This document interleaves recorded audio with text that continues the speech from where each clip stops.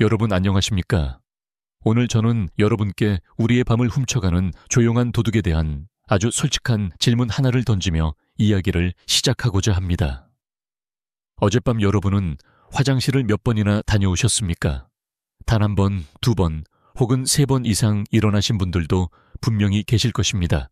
새벽 2시쯤 되면 갑자기 아랫배가 묵직해지면서 잠이 번쩍 깨어나고 또 화장실이구나 싶어 일어나지만 온몸이 마치 청은망은 무거운 쇠사슬에 묶인 듯 힘이 없습니다.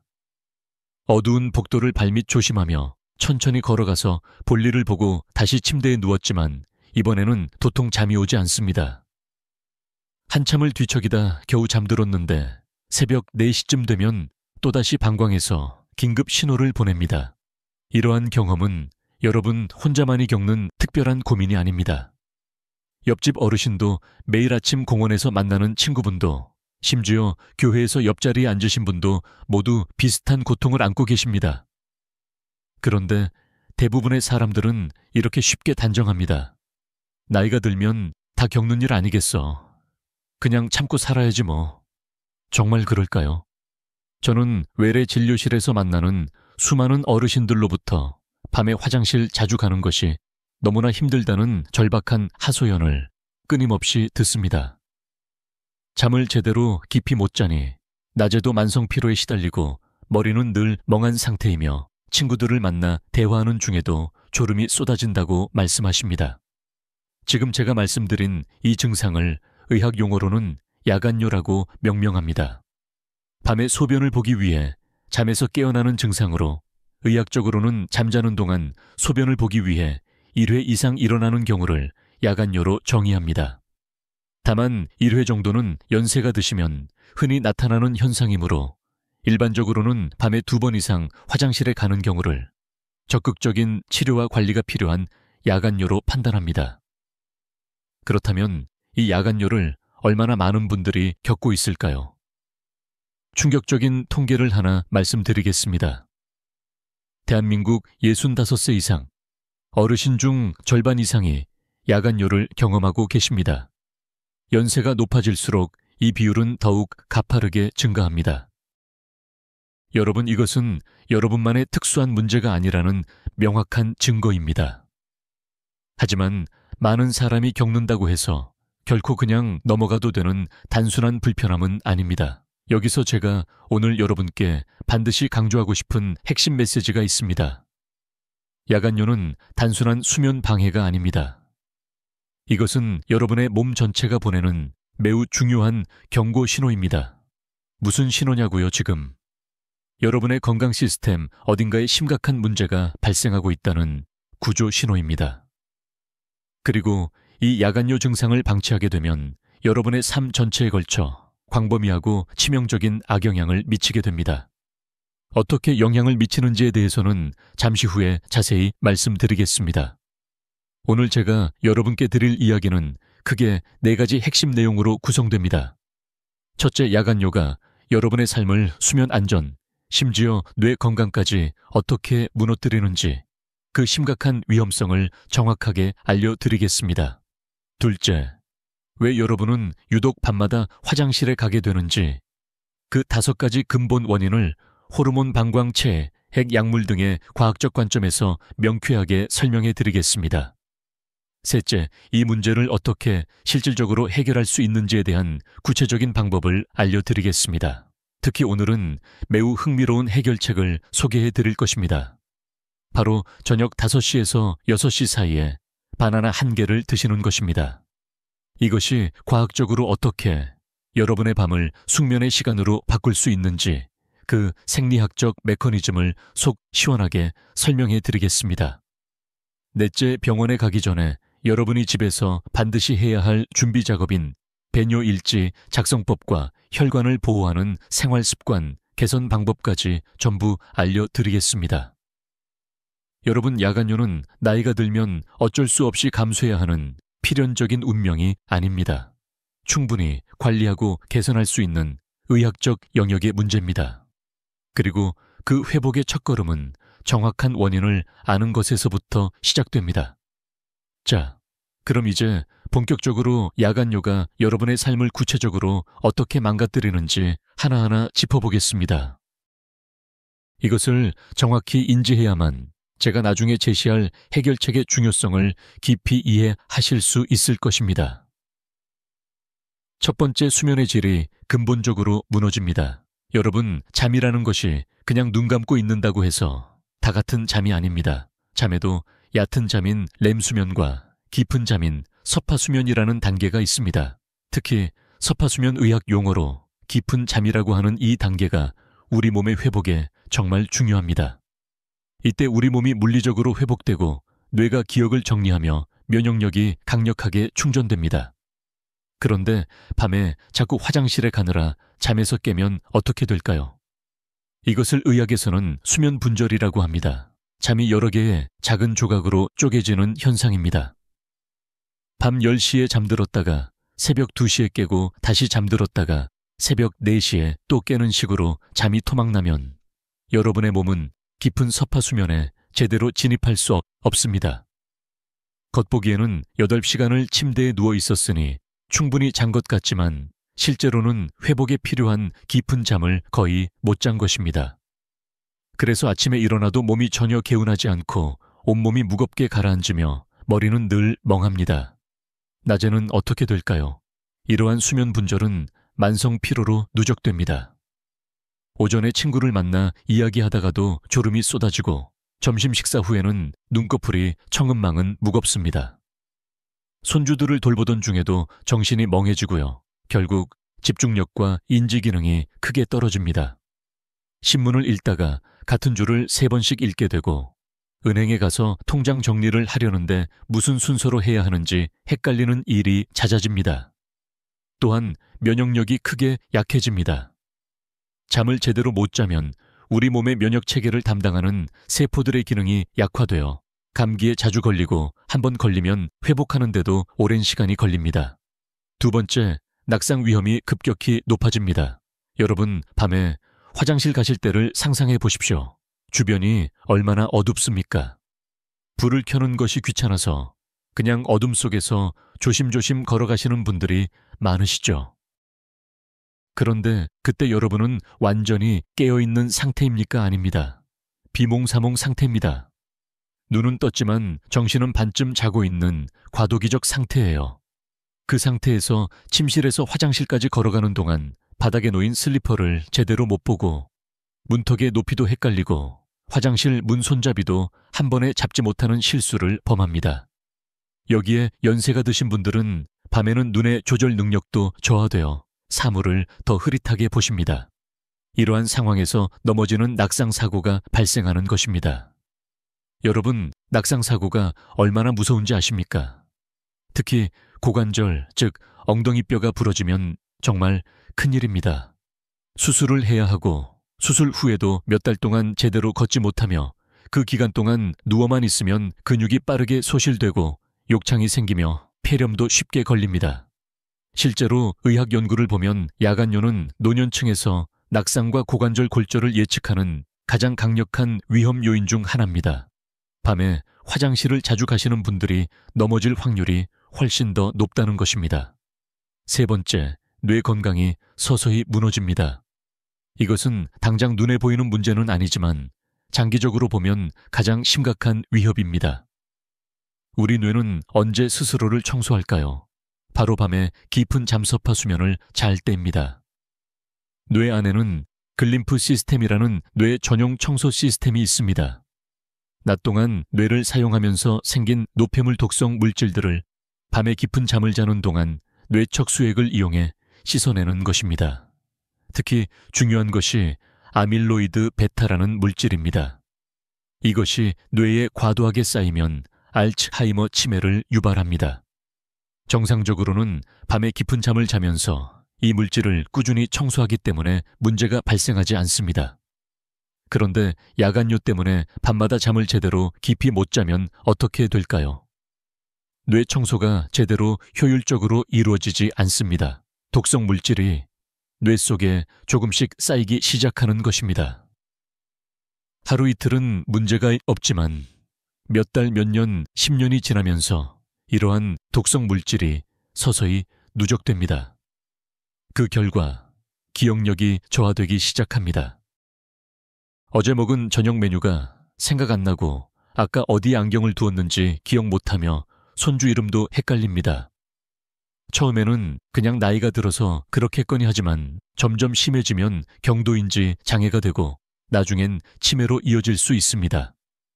네 번째, 전반적인 삶의 질이 크게 떨어집니다. 기분이 나빠집니다. 짜증이 늘고 우울해지고 사람 만나는 것조차 귀찮아집니다. 원래 활발하시던 분들도 집에만 있으려고 하고 모임에도 나가지 않게 됩니다. 식욕도 떨어집니다.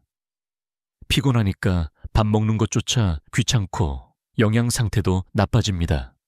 그러면 체력이 더 떨어지고 질병에 대한 저항력도 약해집니다. 가족들과의 관계에도 악영향을 미칩니다. 항상 피곤하고 예민하니까 배우자나 자녀들과 작은 일로도 쉽게 다투게 됩니다. 여러분, 지금까지 제가 말씀드린 내용들을 보셨죠? 야간요는 단순히 밤에 화장실 몇 번 더 가는 가벼운 불편함이 아닙니다. 여러분의 수면 안전, 뇌 건강, 그리고 삶의 질 전체를 위협하는 심각한 문제입니다. 그럼 이제 가장 중요한 질문을 해야겠죠. 도대체 왜 밤에만 화장실에 가고 싶은 것일까요? 그 5가지 원인을 지금부터 명쾌하게 밝혀드리겠습니다. 여러분, 낮에는 괜찮다가 왜 유독 밤에만 화장실에 가고 싶은지 이제 그 이유를 하나하나 과학적으로 밝혀드리겠습니다. 첫 번째 이유, 항인요, 호르몬이 우리 몸을 배신합니다. 우리 몸에는 바소프레신이라는 호르몬이 있습니다. 항인요 호르몬이라고도 부르는데요. 이 호르몬이 하는 일은 콩팥에게 소변 만드는 것을 줄이라고 명령을 내리는 것입니다. 정상적인 경우에는 밤이 되면 이 바소프레신이 낮보다 훨씬 많이 분비됩니다. 그래서 콩팥은 밤에는 소변을 적게 만들고 덕분에 우리가 밤새 푹 잘 수 있는 것입니다. 그런데 나이가 들면 어떻게 될까요? 이 호르몬의 야간 분비 리듬이 깨집니다. 밤에도 낮처럼 바소프레신이 적게 나오는 것입니다. 그러면 콩팥은 지금이 밤인지 낮인지 구분을 못합니다. 그래서 밤에도 낮처럼 계속 소변을 만들어냅니다. 이것을 의학에서는 야간 단뇨라고 부릅니다. 밤에 만들어지는 소변량이 하루 종일 만드는 소변량의 3분의 1 이상이 되면 야간 단뇨입니다. 두 번째 이유, 방광이 늙어갑니다. 방광은 소변을 저장하는 주머니입니다. 젊었을 때는 방광 근육이 탄력이 좋아서 400에서 500cc 정도까지 소변을 담을 수 있었습니다. 그런데 나이가 들면 방광 근육이 마치 오래된 고무풍선처럼 딱딱하게 섬유화됩니다. 그러면 어떻게 될까요? 200에서 300cc만 차도 방광이 팽팽하게 긴장합니다. 그래서 뇌에 긴급 신호를 보냅니다. 화장실에 가야 한다고요. 이것을 과민성 방광이라고 합니다. 더 심한 경우도 있습니다. 방광 근육이 본인의 의지와 상관없이 멋대로 수축하는 것입니다. 방광이 조이면서 소변이 급하게 마려운 느낌이 듭니다. 남성 어르신들은 여기에 한 가지가 더 추가됩니다. 전립선입니다. 전립선은 방광 밑에 있는 호두알만 한 기관인데요. 나이가 들면 이게 커집니다. 전립선 비대증이죠. 전립선이 커지면 소변이 나가는 통로인 요도를 압박합니다. 그러면 소변이 시원하게 나가지 못합니다. 화장실에 다녀와도 방광에 소변이 조금 남아 있습니다. 이것을 잔뇨라고 합니다. 그래서 금방 또 마려운 것입니다. 세 번째 이유, 낮에 생긴 부종이 밤에 소변이 됩니다. 이것은 참 신기한 체액순환의 메커니즘입니다.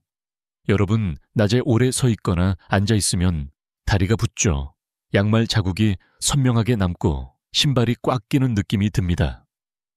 이것은 중력 때문입니다.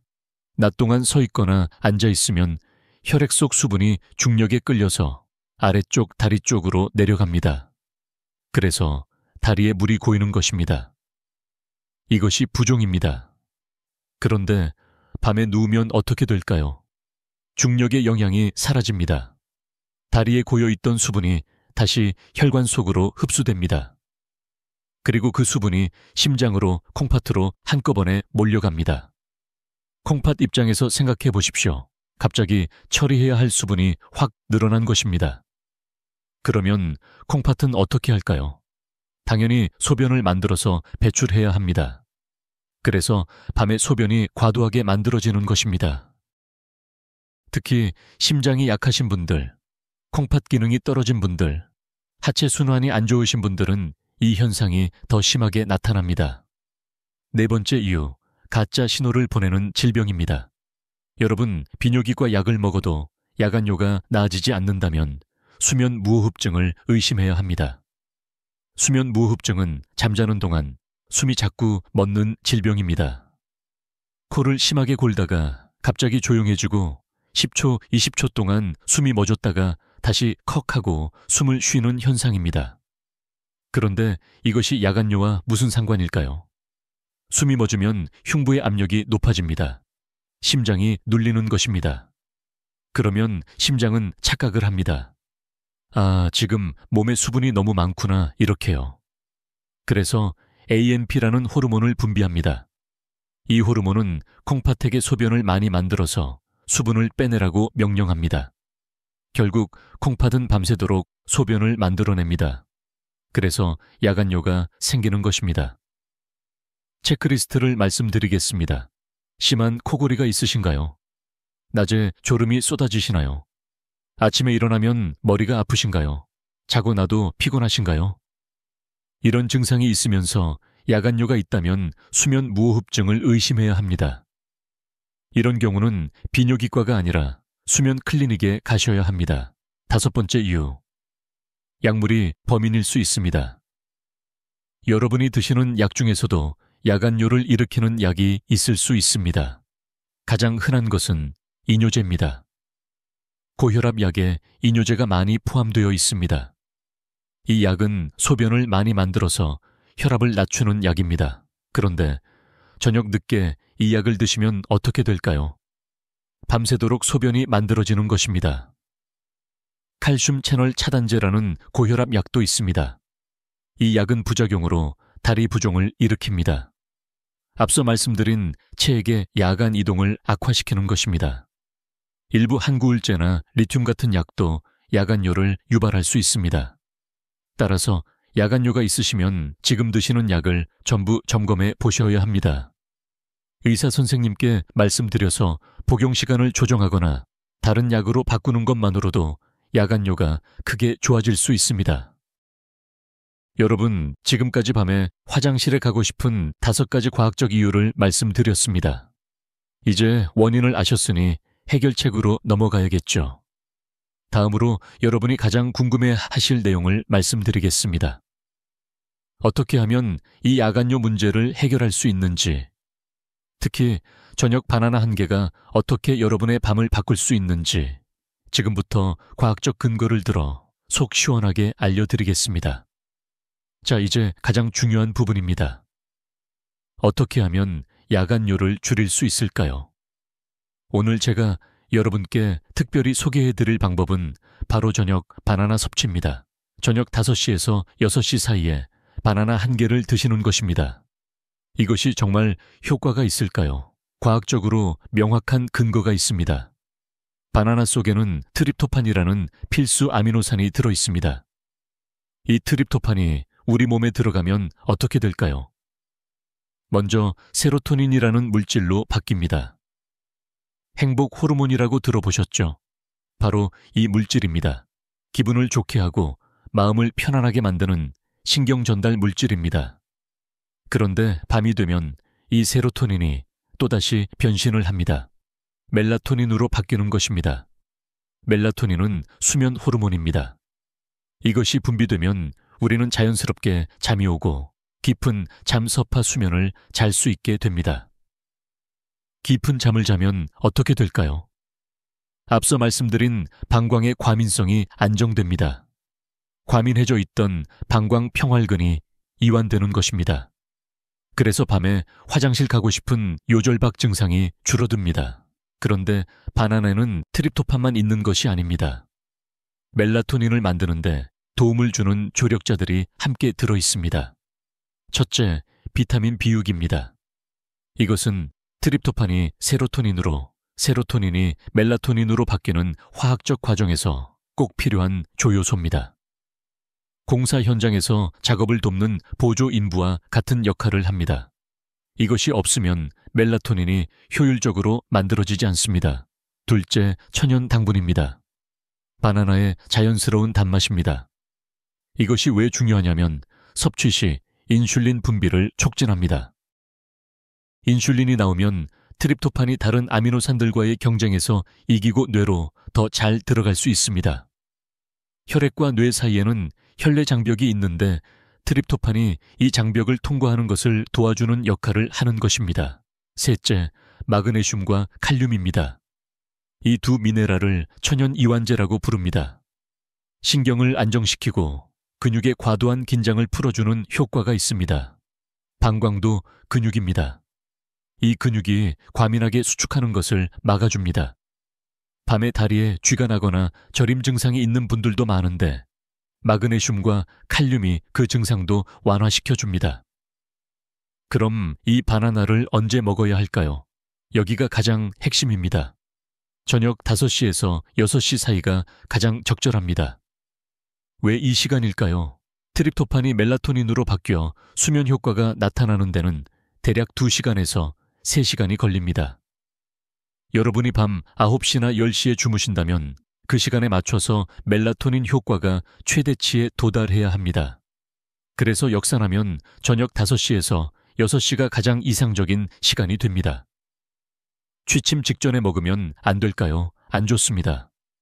당분과 비타민 B6이 일부 사람들에게는 오히려 각성 효과를 주어 잠들기 어려워질 수 있습니다.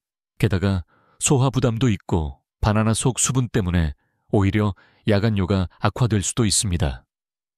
바나나와 궁합이 좋은 음식도 있습니다. 아몬드입니다. 5알에서 7알 정도를 바나나와 함께 드시면 좋습니다. 아몬드에는 마그네슘이 더욱 풍부하게 들어있어 근육 이완 효과를 증폭시켜줍니다. 반대로 궁합이 안 좋은 음식도 있습니다. 우유입니다. 많은 분들이 바나나를 우유와 함께 드시는데 사실 트립토판의 뇌 흡수를 생각하면 그리 좋지 않습니다. 우유 속에 다른 아미노산들이 많이 들어있어 트립토판과 흡수 경쟁을 하기 때문에 효율이 떨어집니다. 수박이나 배 같은 수분이 많은 과일도 함께 드시지 마십시오. 저녁에 수분을 많이 섭취하면 밤에 소변이 더 많이 만들어집니다.